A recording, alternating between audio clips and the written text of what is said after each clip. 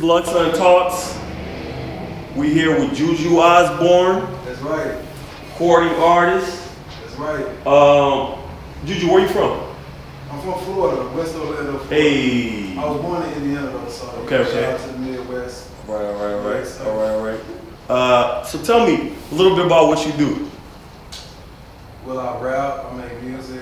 Okay. And I also work for a nonprofit right now. Okay. It's called Arts for Incarcerated Youth. Okay. And I run a reentry program. Yeah, so Very, very cool. So this organization that you work for, how long have you been working with it? It's been about a year. Okay. Yeah, I just moved out here. Okay. Yeah, about a year ago. So the job was part reason, and then also just following my dreams and wanting to live in just a better place and experience the world. Yeah. Marvin calling. Marvin calling. We might as well record this. What's up, bro? So by the time people see this, my project may be out, or maybe a few more days ahead.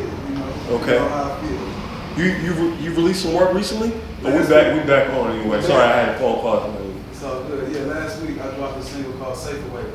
Okay. Now streaming on all platforms. Okay. All right. You know what I'm saying? So go get that. That's so it's on Spotify. It's on Apple Music. Apple Music. All right, cool. On the radio. All Okay. all that. So tell me about when did you first start getting into rapping? When did you start getting into music? A few weeks ago. Few weeks ago? Nah, I started rapping when I was 8. Okay. Which seems like so many moons ago. Right. But yeah, I started rapping when I was 8, and I just kind of stuck with it. I did have like a mini singing career when I was in middle school. I thought I was Usher. So some videos that would leak. Right. When I blew up, it is me dancing up there, y'all know right now. Right. I thought I was Tupac. I ain't get mad at Tupac. No, nobody's mad at Tupac for that. Yeah. I'm not mad at him. Right. Cause he's too. I got rhythm. Tupac can do whatever I he got wants. me fucked up. I got rhythm, so I'm gonna use it. Okay. Tupac could have been a stripper and we wouldn't be mad. That man could do no wrong. But so when you started rapping, like actually putting like records out and stuff like that, what led you to start putting out records?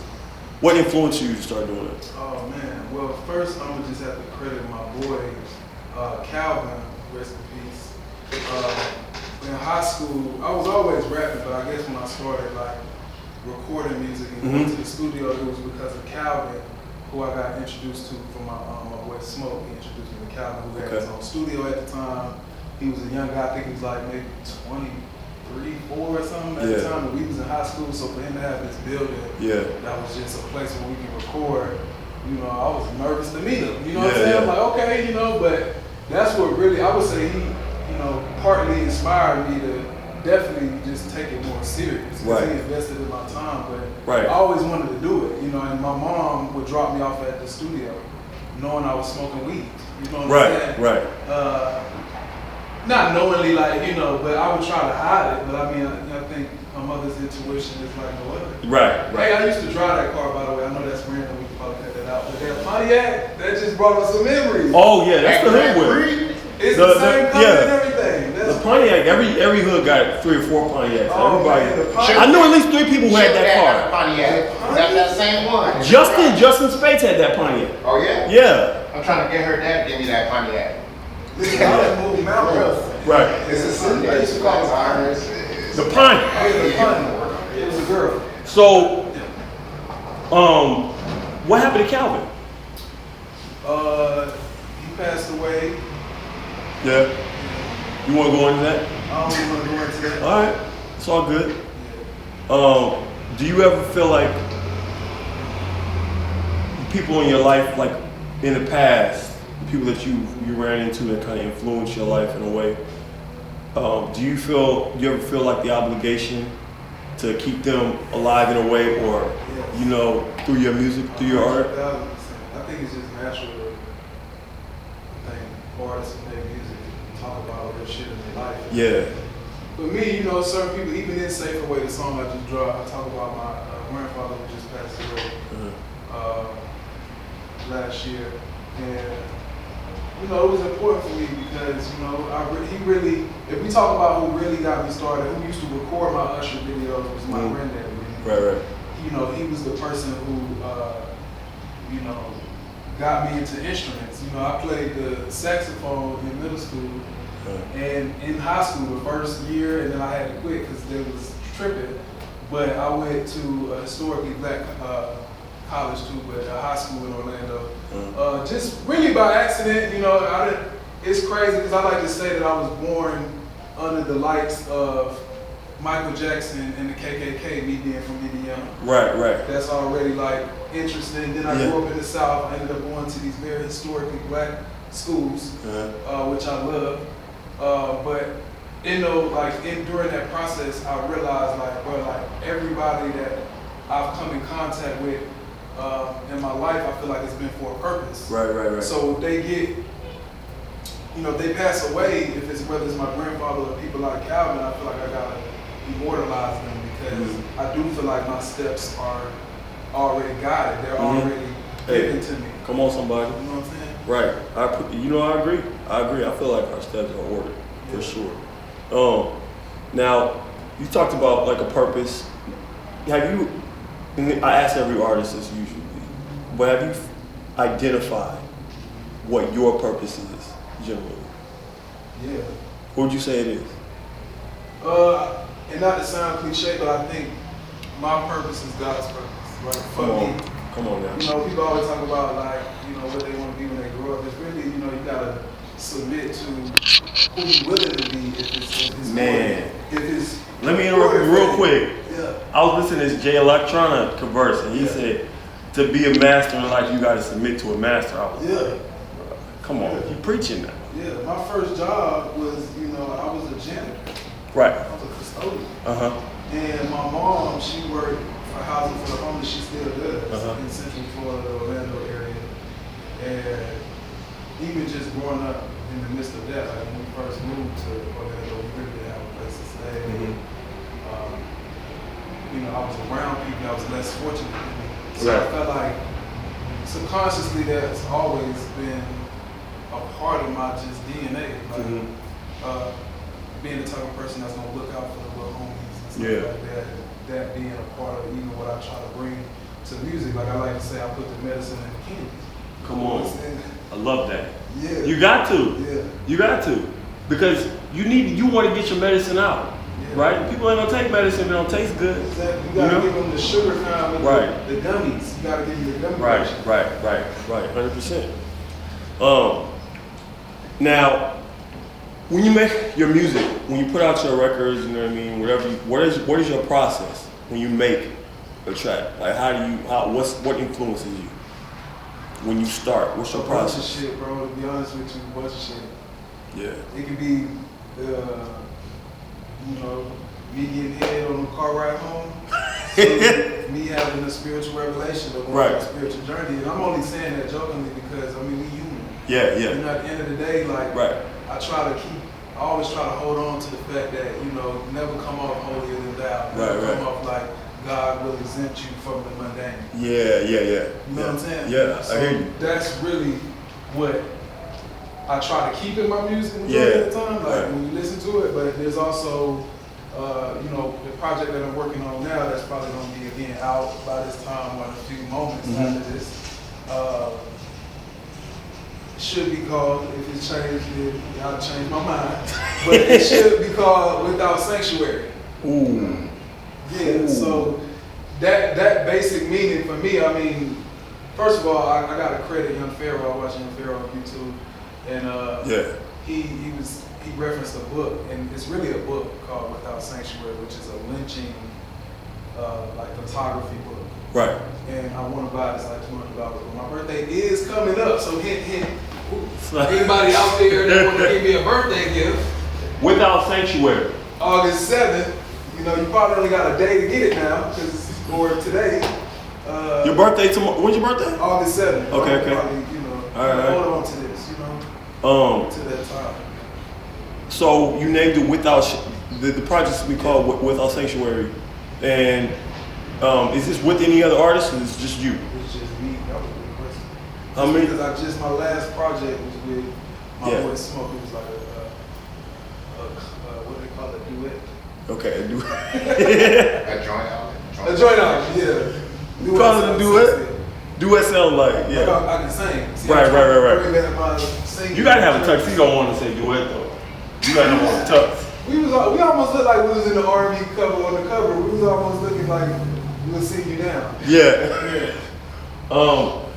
Now you have this project that's coming out, and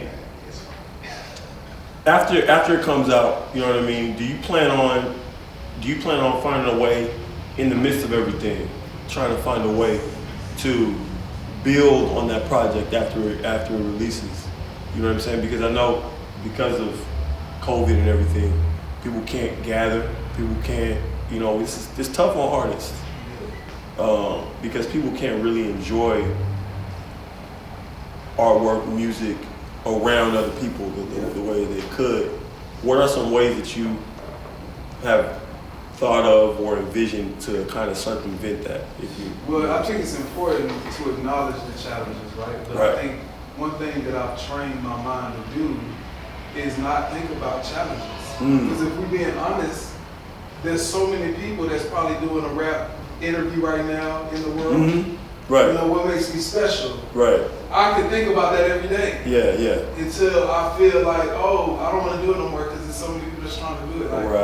I don't do that. Like, it's either you're going to do it, because that's what it boils down to. You're going to do it or you're not going to do it. Are you going to do it or are you not going to do it? Right. It's not no like, okay, like I think I can do it. And we have been days. So to your point, that's how I fight those days. I think I got to feel your feelings. Because there's a fact that we have feelings, but our feelings aren't necessarily fact. Come on. Ooh. You know what I'm saying? But no, for real though. We got a fan in here. I don't know where it's hot. But yeah, man. Hey, I agree 100%. I think in a lot of ways we do become our worst enemies a lot of times. I mean, I'm speaking from experience. You are what you tell yourself you are. You know what I'm saying? You go where you tell yourself you're gonna go. There was an artist I interviewed just a moment ago, Blake, who said, she believes in manifestation. You can manifest through the power of thought in a lot of ways. You know what I mean? I overcame so many challenges, obstacles throughout my life, just because I was insane enough to feel like or believe that those obstacles they didn't really exist. I tricked myself into believing, that don't mean nothing. I'll get past that. Right. You have to be. It's a skill. Right, it's a skill. You gotta train your mind to do that. Yeah. You gotta speak things into existence. Manifestation. You really gotta believe. Right. Part of the reason why I got the job, Kylie, like when I met her at so I was at this, I actually got the chance to meet Obama. And it was at the. Stop. Moment of silence. We gotta let that one sink in. He said, you met who? Barack Obama. Okay. All right, continue. Yeah. I got to meet him, and I ain't gonna lie, it was a pleasure. Like, I feel like that alone is just an achievement that I do have to acknowledge. But, while I was there, I think I was really focused on moving to LA, and I think at that time I was really manifesting that I'm gonna move to LA. I'm gonna go to this event that was in the Bay or San Francisco, and I know it's gonna be people from LA that's doing the same type of work that I was doing. Because at the time I was working through the Obama Foundation with my brother Kiefer, which was like a mentoring program, which is a mentoring program for inner city youth and black youth specifically. And doing that work led me to, just giving you some context, it led me to meeting Obama. But when I was there, I was like, so I'm gonna meet somebody, and I'm gonna tell them I'm already living in LA, and that I need a job. Right. And I met Kylie, and I basically, told her that I'm already in the process of moving. I'm signing my lease on this day. So just to make it seem real, but at the time I didn't have. Right. She probably gonna see this one day.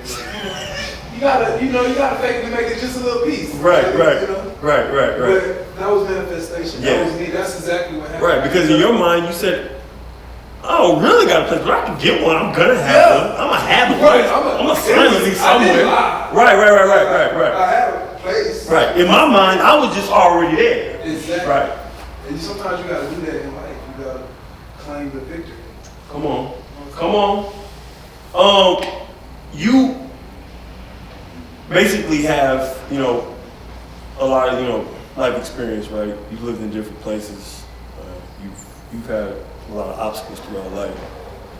Tell me how some of those obstacles coincide with some of your music, and how do you express it? I ain't gonna lie, that question, how do I express it, is a complex question for me just because I don't be knowing how these lines come to me, man. I know it's God, but it's Right. like, you gotta tap into a wavelength. Yeah. You know what I'm saying? Yeah. Some people can just, I can freestyle some voice for right now. Before I die.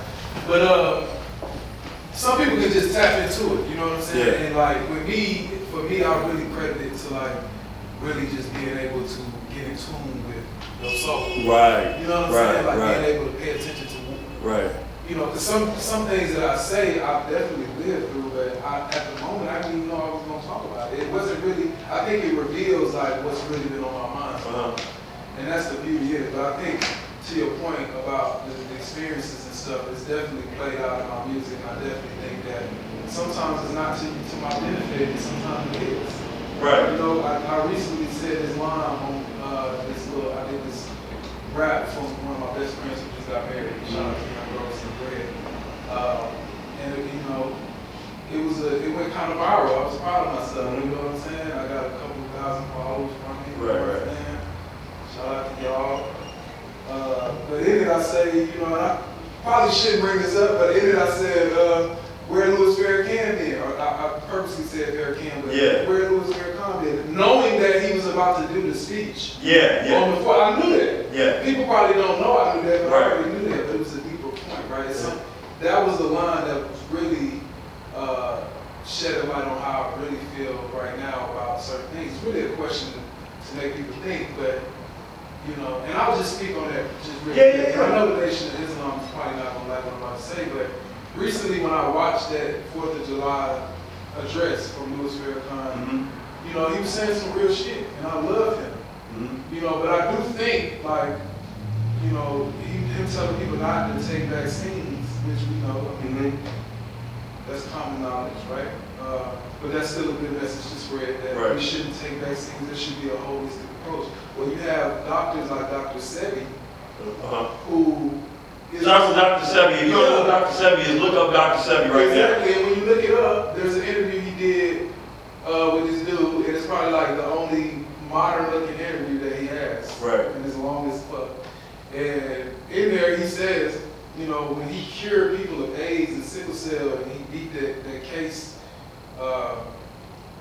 when he was alive, he was happy because he could now go to black leaders and, help heal the black nation. Right. One of the first people he named, and this is facts, you can go on YouTube. One of the first, this is out of his own mouth, he says, I went to Louis Farrakhan, I can go to Jesse Jackson, Oprah Winfrey, and he said he was mistaken. Because these leaders were not interested in the healing of the black nation. So I love the fact, and this is out of his own mouth. I love the fact that he's telling people not to take vaccines and we should call on our black holistic doctors and neurologists and all these people, but it's like, why it took you so many years to get there? Right. It's not, I don't mind, see, you can't shame people too much because I do feel like everybody's on this process, right? So when I say that, people gonna be like, boy, he way older than you, you sound crazy, he put in so much work, what have you been doing? First of all, I've been doing work too. I just told y'all what I've been doing. Not to flex, but I'm doing the work. Yeah. So don't play me like I'm out here just Tell talking. me a little bit about that work. I forgot to ask you that question. Yeah. About the organization that you're working with now. Well, before we do now, Yeah. I've only been working there for about a year, so I want to kind of give you some context. Oh yeah, give me some context. So I started working for my brother's keeper in Orlando, which is, again, we started with President Obama. Orlando was one of the first cities to pick up that initiative. And long story short, my boy Smoke, who I grew up with, like my brother, put me on. He put me on there because he was the coordinator before me. So this is the real definition of my brother's keeper, right? Because I was working like 3 jobs. Blake could tell you I was, her mom would call me Jamaican because I would work literally, I'm not playing, 3 jobs. I had 3 jobs. And my boy was like, you know, I want to, you know, help you a little bit. Because, you know, you can do illegal shit here and there, but I'm the type of person like, you know, I know that I'm the type of person if I keep doing shit like that or do shit like that, like, bro, I'm going down. I know my potential. I feel like it's like it wasn't sustainable. Yeah. Yeah. So anyway, I tried to, I was like, yeah, I'll try it. I think I think it's a good idea. You know, I think I'll be great for it. And I started it, and I really realized then that that's my true purpose, right? Mm-hmm. My true purpose is to be a servant, be a messenger or a vessel, even if it's not through music. Right. But it was a mentoring program, and a lot of our work was just helping you know, with their schoolwork, helping them with life, helping them with their immediate needs. Mm-hmm. You know what I'm saying? I did that for about 2 years. Then I just told the story about how I ended up getting a job with the Arts for Incarcerated Youth Network. And it's the same type of work in a different capacity. Now I'm running a reentry program. Okay. So I work with youth that are recently released, recently incarcerated, and now they, coming back. I like to say returning citizens into society, and I'm helping them get geared up. It's also helping me get them paid internships. And just money and just helping. You know, art is healing, right? So let me just say that. But also, before we start doing art, we talking about art. You know, sometimes we need to have real conversations about needing to ease in. So even if we can't fully do that through our organization, we try our best to do it just as people. Right. With the youth to be a good example. But I'm doing that work every day, and I love it. You know what I'm saying? I ain't gonna lie. I need a raise. Mm-hmm. But at the same time, you know, I love doing the work. It's really not for a paycheck. But I do understand how systemic racism plays in organizations, so you gotta be mindful, like, don't be doing all this. You know, if you know your value, just get paid your value. You like, don't do, you know. Yeah. But you also gotta, everybody's journey is different, but I ain't gonna get too much in that rabbit hole. I say that to say I love what I do. I also think it's not stopping me from being a rapper. It's not stopping me from following my dreams. I like to say I'm not a struggling artist. I'm a hustling artist. You know what I'm saying? I like that. Sure. The difference between those two is choice. Because you can, you know what I'm saying? You can choose to hustle, or you can choose to be a victim of your circumstances. You know what I'm saying? The kids that you work with, the ones that you work with now, you know, in the organization that you work for, what's the name of the organization again that you work for now? For sure, it's AIYN. AIYN. Arts for Incarcerated Youth Network. Right. Okay. Which we're probably gonna be changing our name like super soon. So. Oh really? Yeah, because part of the work that we do is recognizing the fact that we shouldn't be calling, youth incarcerated, especially if we're working with populations that are not incarcerated. Right. And if you think about, just real quick, if you were a father and someone was trying to get your son to sign up for a program called Arts for Incarcerated Youth. 100%. That makes sense. You know that makes sense. I got 2 sons, and if they say, "Hey, Dad, I'm trying to sign up with it," like, that ain't you. Right. And I mean, we work with system impacted youths, but at the same time, that's just a piece of our work. We also do work inside community sites across LA County, so it's not specific to that. Just incarcerated youth. So we're just in the process of changing our name, but that's AIYN for right now. When you work with these children, how do you connect your own experience with these kids? You know what I'm saying? And I ask that because when I talk to some of my clients, because I'm a public defender, and I represent indigent clients, and a lot of the clients that I talk to regularly, they talk to me about some of the issues in life, being a parent, being a young parent, or dealing with this struggle or whatever. And I give them some of the advice that I've learned through the struggles I've had in life. Do you ever find yourself having those kind of conversations with those kids? Yeah, it's a part of my job, really. Yeah. What's today, Friday? Yeah, every Wednesday we do because of the pandemic and stuff, we do a virtual Zoom call, which is really like a youth hangout spot, but we also talk about exactly that, like our life situation, like what's happened in our life, and we unpack things that may be really traumatic. Right. And then sometimes we don't. Sometimes we just talk about, things like current events and things that's happening around us. But part of that work, I think, what makes it authentic, and for me, is being able to say, hey, I'm on this journey with y'all. Yeah. See what I'm For saying? Sure. Yeah, that's I'm huge. just an older version of you, big Right, that's huge. Like when you talk to them, I feel the same way because when I talk to my clients, whenever I say I never refer to them in their case as you need to do this or you have this date or you. I always, every chance I get, I always say we. I always say we, or I say we going to trial, or we not pleading to this, or we're about to plead not guilty, or we need to work on trying to get these classes, or we need, you know what I'm saying? I always try to say we because